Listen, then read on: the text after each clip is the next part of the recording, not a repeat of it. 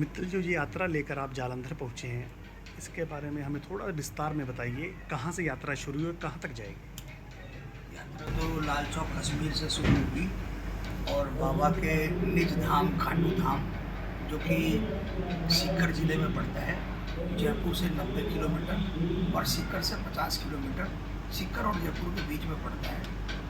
हारे का सहारा है और दिन ब दिन रोज इनकी मान्यता इतनी रैपिडली बढ़ रही है कि कैलकुलेशन करना मुश्किल है।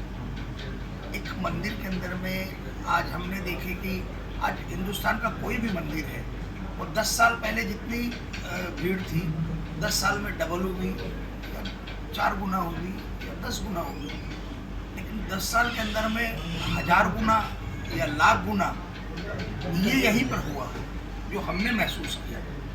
40 साल 45 साल पहले 1000-1500 लोग होते थे और आज 1-1 करोड़ लोग फागुन के मेले में, और अब तो हर शनिवार, हर रविवार, हर छुट्टी के दिन में। इसका कारण यही है, भगवान कृष्ण का वरदान है कि जो हार कर आएगा वो हार कर नहीं जाएगा। मैं बहुत विस्तार में तो नहीं बता पाऊँगा क्योंकि अभी जस्ट पहुँचे हैं, लेकिन इतना ही कह दूँ कि ये वो दरबार है, इस दरबार में कोई भी इंसान अगर जाकर संपूर्ण रूप से समर्पण कर दे, चाहे उसने कुछ भी कोई भी गलती की हो, और अगर उसे एहसास हो गया हो कि मैंने गलती की है और अगर उसका पश्चाताप करना चाहता है और वो अगर प्रभु के श्री चरणों में जाकर माथा टेक कर कह दे कि मैं गुनहगार हूँ और मुझे इस दलदल से निकालो, मैं अपनी गलती को एहसास करता हूँ और मुझे क्षमा करो, मुझे रास्ते पर लाओ, सही रास्ते पर लाओ, मैं हार गया हूँ, तो निश्चित रूप से उनका काम बना है।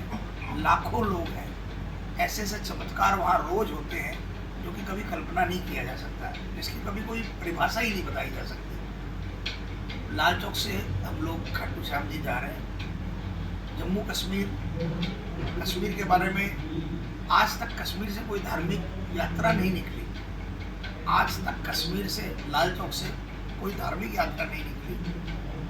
जब ये प्रेरणा भी बाबा नहीं दी है, हमारी तो कोई औकात नहीं है। प्रेरणा उन्होंने दी, 6 महीने से प्लानिंग में लगे हुए थे, लेकिन आखिरी दिन तक भी यही लग रहा था कि कहीं हम कोई सपना तो नहीं देख रहे। भरोसा था बाबा पर, लेकिन लग रहा था कि हम कोई सपना तो नहीं देख रहे। लेकिन जब लाल चौक से बाबा का रथ निकला और जब बाबा की ध्वजा लाल चौक में, जहाँ पर हमारे देश की आन बान शान, हमारा देश का राष्ट्रीय ध्वज जब तिरंगा लहराया जाता है, उस स्थान पर जब हमारे बाबा की ध्वजा लहराई और बालाजी महाराज की ध्वजा लहराई और जब गगनचुंबी जयकारे वहाँ पर लगे, तो लगा कि हिंदुस्तान, लगा ही नहीं है भी बल्कि, लेकिन वहाँ पर लोगों को एक मैसेज गया कि हिंदुस्तान हमारा पूरा एक है और एक था, एक है और एक रहेगा। और कश्मीर से लेकर यहाँ तक, खासकर कश्मीर अंचल के वो एक हफ्ता मैं बता नहीं सकता, हमारे महाराज एकदम शहंशाहों की तरफ चल कर निकले। कहीं भी कोई मिनिमाइज नहीं करना पड़ा, किसी भी चीज़ के लिए हमें मिनिमाइज नहीं करना पड़ा कि आपको इस रास्ते से नहीं जाने देंगे या इस रास्ते में कोई प्रॉब्लम है। मिलिट्री ने दिल खोलकर और सरकार ने दिल खोलकर, गवर्नर साहब ने दिल खोलकर ऑर्डर दिए थे कि धार्मिक यात्रा है और सौहार्दपूर्ण यात्रा के रूप में रहे। और हमने भी अपनी तरफ से बिल्कुल इसको हमारे बाबा शाम तक सीमित रखा। सौहार्दपूर्ण वातावरण में बाबा के भजनों के माध्यम से हम इस रथ के साथ साथ चले। जितने भी यात्री थे सकुशल जम्मू कश्मीर पार करते हुए पंजाब में पहुंच गए। आज जालंधर, जो कि पंजाब की आन बान शान है, जालंधर एक बहुत बड़ा नाम है, पंजाब की एक आन है, और वो भी आज ऐसा दरबार, देवी माँ का मंदिर, जो कहते हैं कि माँ वैष्णो रानी के दरबार के बारे में यहाँ का दरबार का नंबर आता है, सिद्ध पीठ है। ये हमारा सौभाग्य है, परम माने सौभाग्य हमारा, हमारे पूरे साथियों का, जो आज इस दरबार में बाबा शाम पधारे हैं और पलक पावड़े बिछाकर पूरे शहर में जो बाबा का स्वागत किया। चारों तरफ पुष्प ही पुष्प बरसा थी और जो आनंद आया उसको मैं वर्णित नहीं कर पाऊँगा। मकसद और संदेश सिर्फ यही है कि अगर कोई आदमी इंसान सच्चा है, अगर कोई इंसान सच्चा है और वो हारा है, तो उसके लिए अभी भी एक ऑप्शन है, वो खाटू जाएं और वहाँ जाकर माथा टेक कर कुछ मांगने की दरकार नहीं है, सिर्फ इतना ही कहने की दरकार है, बाबा हार कर आया हूँ, आपको समर्पित हूँ। उसके बाद उसे पलट कर नहीं देखना पड़ेगा। मकसद ये भी है, मकसद बहुत से हैं।